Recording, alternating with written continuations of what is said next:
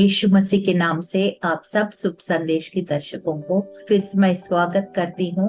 धन्यवाद करती परमेश्वर ने हम सब की जिंदगी में एक और दिन दिया, एक और मौका दिया कि यीशु मसीह के चरणों में बैठ के पवित्र शास्त्र से कुछ वचन हम पढ़ सके, समझ सके, अमल कर सके, उनकी आशीषों का हम वारिस बन सके। छोटी सी प्रार्थना के साथ जैसे हमेशा करते हैं। धन्यवाद महान सामर्थी पिता, राजाओं का राजा, प्रभुओं का प्रभु, ईश्वरों का ईश्वर। एशिया 55:11 में लिखा है, आसमान से आपका जो स्वर्ग से जो वचन प्रभु हमारे पास आता है, प्रभु भूमि को उपज बनाता है, खाने वालों को रोटी और बोने वालों को बीज देता है, और जिस मकसद के लिए वो आया है वो जरूर पूरा करता है। प्रभु प्रार्थना सुनने के लिए, उत्तर देने के लिए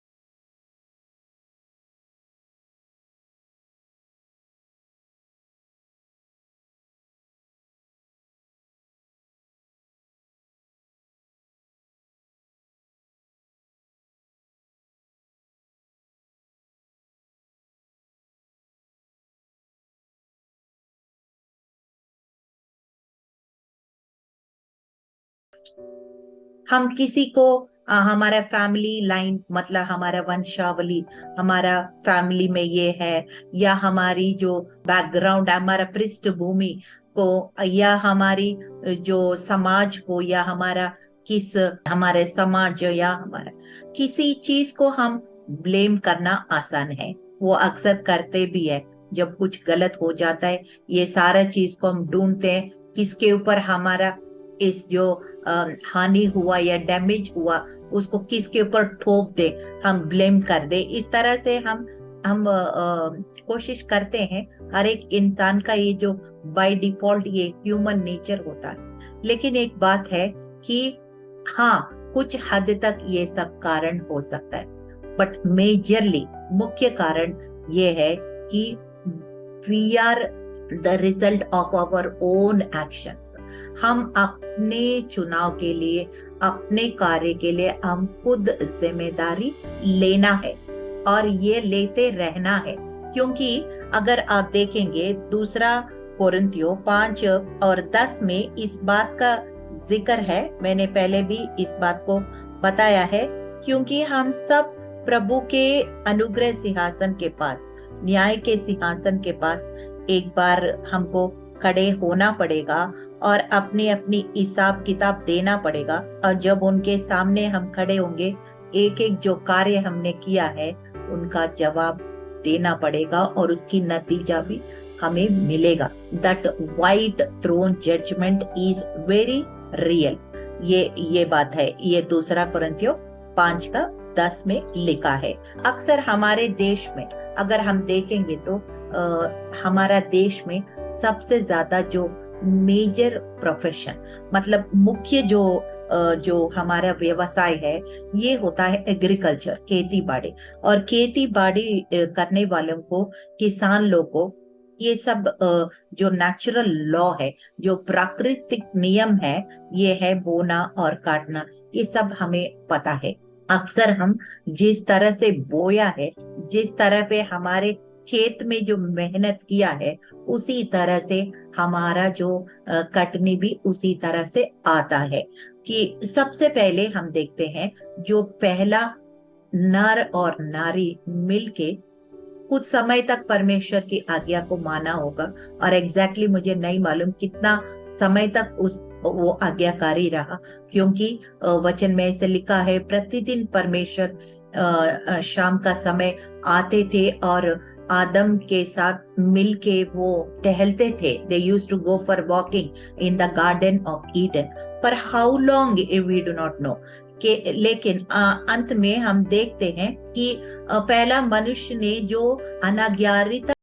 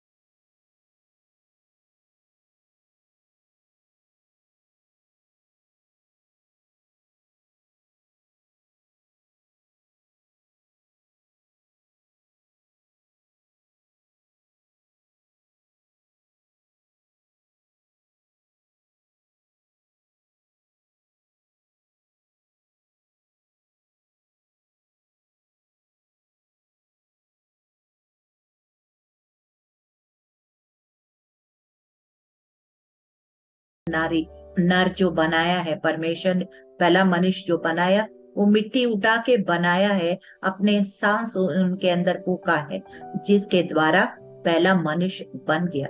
मिट्टी से ही तू आरंभ किया है और मिट्टी में ही तू मिल जाएगा, और इस मिट्टी का बर्तन में हमें पवित्र आत्मा दिया गया है। इसलिए हम ये मिट्टी के बर्तन के लिए हम केवल परिश्रम नहीं करना है, हमको उस पवित्र आत्मा के लिए हमको परिश्रम करना है। मिट्टी का बर्तन मतलब क्या है? हमारा शरीर की बातें। हम लोग अक्सर इस दुनिया में रहते हुए हमेशा 24 घंटा इस बात को हम सोचते हैं, क्या खाएंगे, क्या पिएंगे, कहाँ सोएंगे, क्या पहनेंगे, रोटी, कपड़ा, मकान, हमारा ये सारे इस शरीर के लिए हम सोचते हैं। लेकिन उसे बढ़कर परमेश्वर सोचते हैं, जो पवित्र आत्मा इस मिट्टी के बर्तन में रखा गया, उसके लिए हमको ज्यादा सोचना है। और जो समय हम the time, the talent, the treasure that we invest, मतलब कहाँ पे हम अपना समय को, अपने थोड़े को, अपना जो धन को निवेश करते हैं, जितना निवेश करते हैं वहीं पे हम रिटर्न्स को भी हम पाते हैं, वहीं पे हम कटनी को भी काटते हैं। फॉर एग्जाम्पल वचन में लिखा है लूका 6:38, दिया करो तो तुम्हें दिया जाएगा, लोग पूरा नाप दबा दबा कर, हिला हिला कर और उभरता हुआ तुम्हारी गोद में डालेंगे, क्योंकि जिस नाप से तुम नापते हो उसी से तुम्हारे लिए नापा जाएगा। So what we give to others, what we give to our family, what we give to the kingdom of God, all that what we give is only will come back to us. हम जो दिया है वही हमें वापस आएगा, लेकिन भर भर के और दबा दबा कर, अगर एक नाप दिया है हमें 1.5 नाप वापस मिलेगा, पर है तो जो नाप हमें यूज किया है उसी नाप से हमें दिया जाएगा। So if you don't so anything and you want the best results, it doesn't happen that way. हम लोग जो देते हैं वही हमको वापस आते हैं। अक्सर ये sowing and reaping principle is very natural and it is very universal, मतलब ये पूरा पृथ्वी में ये सिद्धांत हकीकत है। और कुछ वचन देखते हैं ताकि आपको और अच्छा सा समझ में आ जाएगा। गलतियों 6:7 में लिखा है, धोखा ना खाओ, परमेश्वर ठट्ठों में नहीं उड़ाया जाता, क्योंकि मनुष्य जो कुछ बोता है वो ही काटेगा। कई बार हम सोचते हैं हम कोई नहीं देख रहे तो हम कुछ भी बोए, कोई नहीं देख रहे। नहीं, ऐसा नहीं है। कई बार हम थोड़ा सा एक बार कुछ करके इतना एडवर्टाइज करेंगे या बहुत सारी बातें, वो सोचते हैं मनुष्य लोग नहीं देख रहे हैं तो हम बच जाएंगे। ऐसे नहीं है, वो कोई नहीं देख रहे तो भी परमेश्वर देख रहे हैं, एक सीसीटीवी कैमरा की तरह। कोई और शैतान भी देख रहे, उनके चेले भी, demons also watching, God is also watching, nobody is watching, still you cannot mock God. परमेश्वर ठट्टों में नहीं उड़ाया जाता है, ये बाइबल में लिखा है। और कुछ बातें और देखेंगे। कई बार हम सोचते हैं जहाँ पे हमें पता है ये बॉस को खुश करेंगे वो हमें प्रमोशन मिलेगा, या सासू माँ को खुश करेंगे तो हमें फेवर मिलेगा। बहुत सारी बातें हम इंसान के नजरिए से देखते हैं, दुनिया के नजरिए से देखते हैं। और कई बार हम दुष्टता भी या कनिंग नेचर, ये कुटिलता, ये सारे हम इस्तेमाल कर सकते हैं। लेकिन बाइबल क्या कहता है, नीति वचन 22 और 8 में लिखा है, जो कुटिलता का बीज बोता है अनर्थ काटेगा, उसका रोष का सोटा टूटेगा। हम सोचते हैं कई बार वो वापस हमें उल्टा होके वो हामान जैसे, मोर्दकाई का स्टोरी आपको पता है, जो हामान ने जो मोर्दकाई के लिए सोचा है वही एग्जैक्टली हामान के साथ हो गया, बूमरैंग होके वापस उनके पास ही वापस ऐसे हुआ है। इसलिए अगर हम चाहते हमारे साथ अच्छा व्यवहार हो, हमें अप्रिसिएशन मिले, इनाम मिले, हर चीज अच्छा मिले, तो हम दूसरों के लिए ही वही चीज थोड़ा थोड़ा करके जितना हो सके करते रहना है। कि अय्यूब 4 और 8 में लिखा है, मेरे देखने में तो जो पाप को जोतते और दुख बोते हैं वही उसको काटते हैं। अय्यूब जब दुख उठाया था, बहुत दुख उठाया था, लेकिन उसका जो कुटिलता या उसका बुरा बीज बोने का कारण नहीं था। कई बार कुछ एक्सेप्शंस भी हो सकता है। अय्यूब ने एक परमेश्वर और उनकी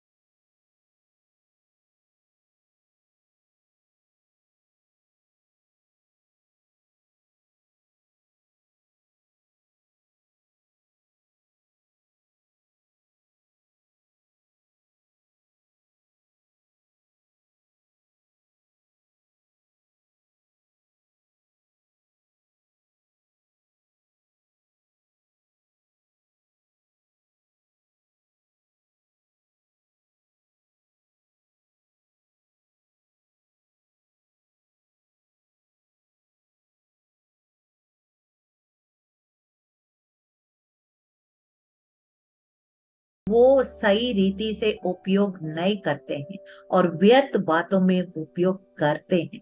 इसलिए उन लोग के लिए परमेश्वर का वचन होसिया नबी के द्वारा ऐसे आता है, वो वायु को बोते हैं और जब वायु को बोते हैं भवंडर को काटते हैं। यानी कि मतलब they invest their time and talent and treasure in wasteful things which will not produce any results. Hosea 10 और 13 में लिखा है, तुमने दुष्टता के लिए हल जोता और अन्याय का खेत काटा है और तुमने धोखे का फल खाया है, इसलिए हुआ कि क्योंकि तुमने अपने कुव्यवहार पर अपने बहुत से वीरों पर भरोसा रखा था। सो ये सारे क्या दिखाता है, if you keep on sowing wickedness, cunningness, कुटिलता को, दुष्टता को बोते रहोगे तो फिर एक दिन कोई तुम्हारे ऊपर भी दुष्टता करेंगे, कुटिलता करेंगे। यही चीज को बोने का और काटने का सिद्धांत वो हर एक के लिए बराबर है, कोई ऐसे नहीं है। तो इस तरह से सबसे इसमें 3 कैटेगरीज है। वी रीप व्हाट वी सो। इसका मतलब क्या है कि जो हम बोते हैं वही चीज को, अगर धान बोते हैं हम धान को ही काट पाएंगे, अगर हम गेहूं बोते हैं गेहूं को काटते हैं, तो what we sow we will reap. और सेकेंड कैटेगरी में ये लिखा है, we reap more than we sow. ये सोइंग एंड रीपिंग, ये जो बोने और काटने का, उसमें एक और सिद्धांत ये है कि कई बार हम चाहे अच्छा बीज को थोड़ा सा ही हम बोते हैं, लेकिन उसका कटनी बहुत आय से काटते हैं। फॉर एग्जाम्पल मैं कुछ वचन आपके सामने रखूंगी। यूहन्ना 12 और 24। मैं तुमसे सच कहता हूँ, सच सच कहता हूँ, जब तक गेहूं का दाना भूमि पड़कर मर नहीं जाता वो अकेला रहता है, परंतु जब मर जाता है तो बहुत फल लाता है। वो यीशु मसीह अपने आप को ये दृष्टांत के रूप में बता रहे हैं, क्योंकि वो ज्यादातर दृष्टांतों का रूप में बताया करते थे कि ताकि वो आम आदमी, जो किसान लोग हैं, मछली पकड़ने वाला है, जो घर में काम करने वाले औरतें हैं, इन सबको अच्छा सा समझ में आ जाए। यहाँ पे कह रहे हैं एक गेहूं को जब तक वो मिट्टी में ना बोया जाए, जब तक वो गेहूं मर ना जाए, तब तक उसके अंदर से बहुत सारे गेहूं नहीं आएंगे। वो अपने बारे में बता रहे कि एक व्यक्ति, जो निष्पापी व्यक्ति, परमेश्वर का पुत्र, जब मनुष्य जाति के लिए बोया जाता है, यानी कि उनका बलि चढ़ाया जाता है, उनका बलिदान किया जाता है, और बहुत सारे कटने को, यानी कि बहुत पूरा मानव जाति का उद्धार का काम होता है।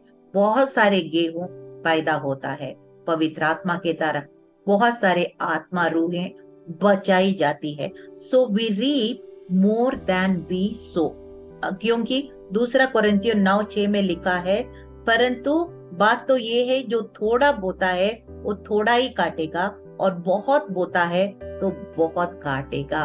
तो कंजूसी ना करें, हमें जितना हो सकता है मैक्सिमम वो अच्छा चीजों को, भलाई कामों को, अपना टाइम को, अपना टैलेंट को, अपना ट्रेजर को बोते रहें, अच्छी बातों में बोते रहें।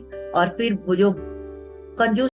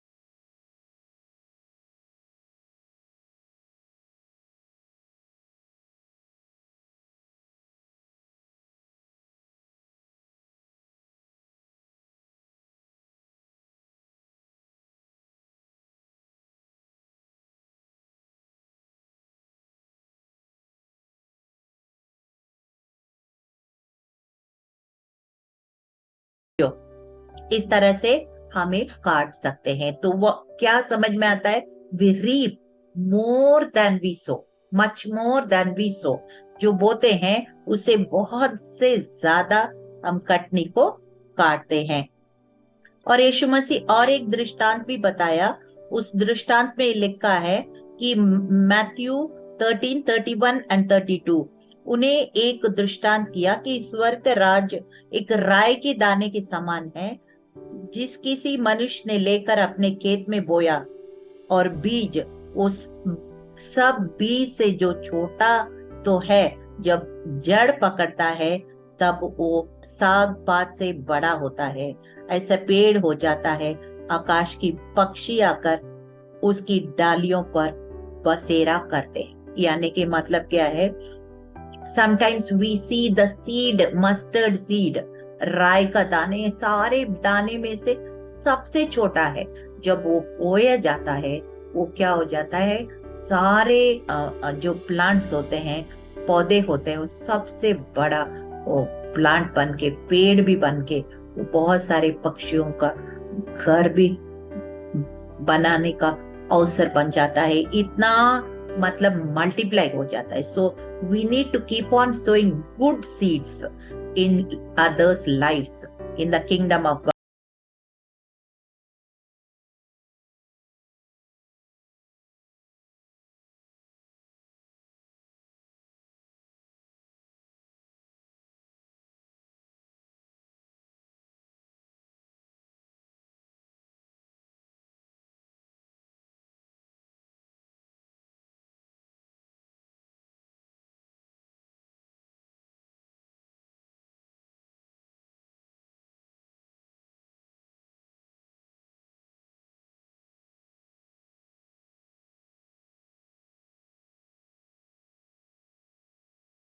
बन के फिर माँ के पेट से बाहर आता है ना। तो खेती में भी किसान क्या करते हैं, बोने का तुरंत कटनी नहीं आता है, करीब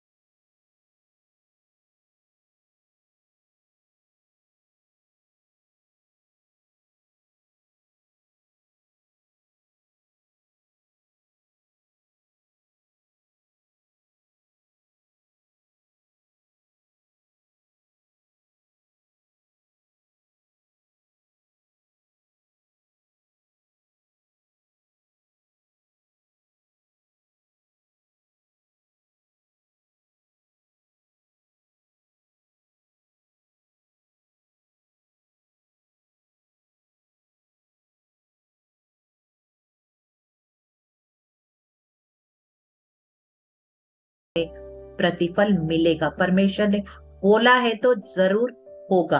कब होगा, कैसे होगा, मुझे नहीं मालूम।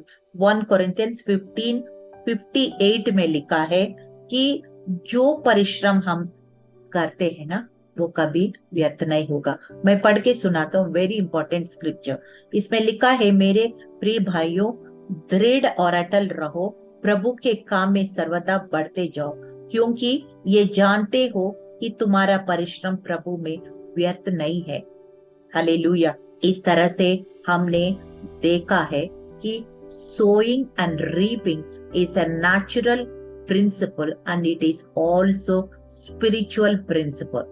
आत्मिक जीवन में भी ये बात हकीकत है और सांसारिक जीवन में भी ये बात हकीकत है, लेकिन उसका कुछ एक्सेप्शंस भी होता है। एक्सेप्शंस का मतलब क्या, छूट छूट होता है। फॉर एग्जाम्पल, हमने तो पाप किया है, रोमियो का किताब में लिखा, पाप की मजदूरी मृत्यु है। पहला नर और नारी ने पाप किया है, अब पाप के द्वारा मृत्यु आया है, और मृत्यु को यीशु मसीह ने क्रूस के द्वारा उस मृत्यु का दंड की आज्ञा को उसने अपने ऊपर ले लिया, और फिर जो दंड की आज्ञा जो मनुष्य को काटना था, और वो अपने ऊपर ले लिया, क्रूस की बात को सह लिया, और फिर उसने जो माफी मिला है, परमेश्वर की जो क्षमा मिला है, करुणा मिला है, वो मनुष्य जाति को उसने दे दिया है। कितना अच्छी बात है। Only God can do that and he can do the super natural. कि फॉर एग्जाम्पल, ये जो नेचुरल प्रिंसिपल है वो परमेश्वर, लेकिन उस नेचुरल ये प्राकृतिक सिद्धांत को वो बाईपास कर सकता है, क्योंकि वही ब्रह्मांड को रचने वाला, वही सब कुछ नियंत्रण रखने वाला, उसको वो पाप की कटनी को काटने से वो उसको छूट हमें दे सकता है। फॉर एग्जाम्पल, मैं एक वचन आपको सुनाती हूँ, रोमन्स 9:15। मूसा को ये परमेश्वर कह रहे हैं कि मैं मूसा तुमसे कहता हूँ, जिस किसी पर दया करना चाहूं उस पर दया करूंगा, जिस किसी पर कृपा करना चाहूं उसी पर कृपा करूंगा। So if he want us to clean that corruption, जो विनाश का कटनी को वो वो नई काटने के लिए वो अपने लहू बहा के वो विनाश को उसने कंप्लीटली मिटा दिया। हमेशा के लिए हमें धार्मिकता वस्त्र पहनाकर हमें धर्मी हमें बनाया गया है। यीशु मसीह चाहे, परमेश्वर चाहे, वो ये नेचुरल प्रिंसिपल जो है वो बाईपास हो सकता है। और फिर जो पवित्र आत्मा जो हमारे अंदर, जो विश्वासी लोग के अंदर जो दिया गया है, वो मनुष्य भी इस पवित्र आत्मा के द्वारा हम माफ कर सकते हैं। नहीं तो जो पवित्र आत्मा नहीं है तो हमेशा ये बदला की भावना रहेगा। Only Holi spirit can help us to bypass the sowing and reaping principle, and we can go out of the way to forgive people.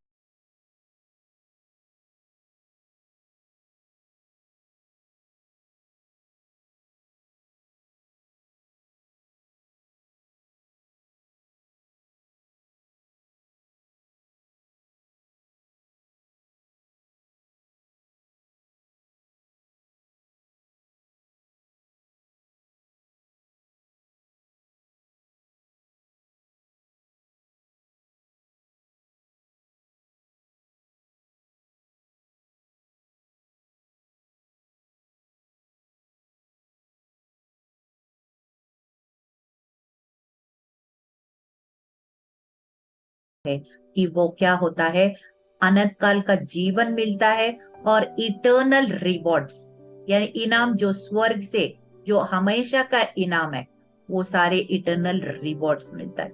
जो ये सारी बातें हमको चुनाव हमारे ऊपर है। Do we sow to the flesh or do we sow to the spirit and reap everlasting life and eternal rewards.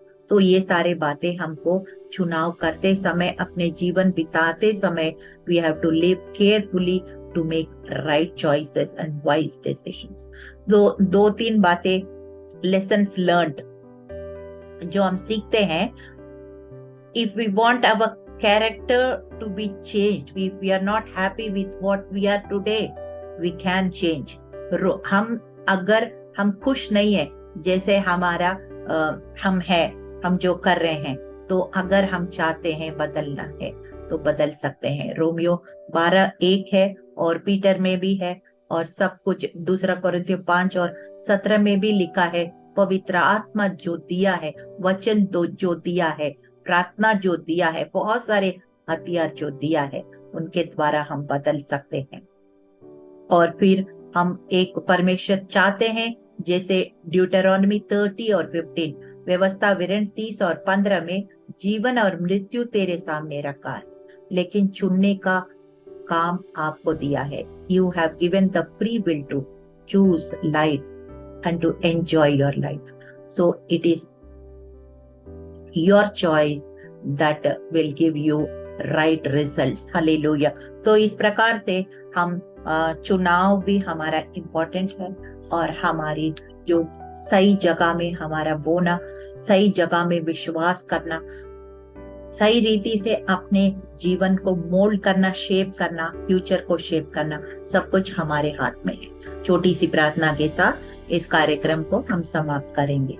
धन्यवाद परमेश्वर पिता, आपने हमें प्रभु यीशु बोने का, काटने का सिद्धांत दिया, जो हम प्रभु हमारा चरित्र एक अच्छा चुनाव करते हुए, आत्मा में बोते हुए, दूसरों को भलाई का काम करते हुए, परमेश्वर के सुसमाचार बोते हुए प्रभु अनंत काल का जीवन में लाने का हम कारण बने।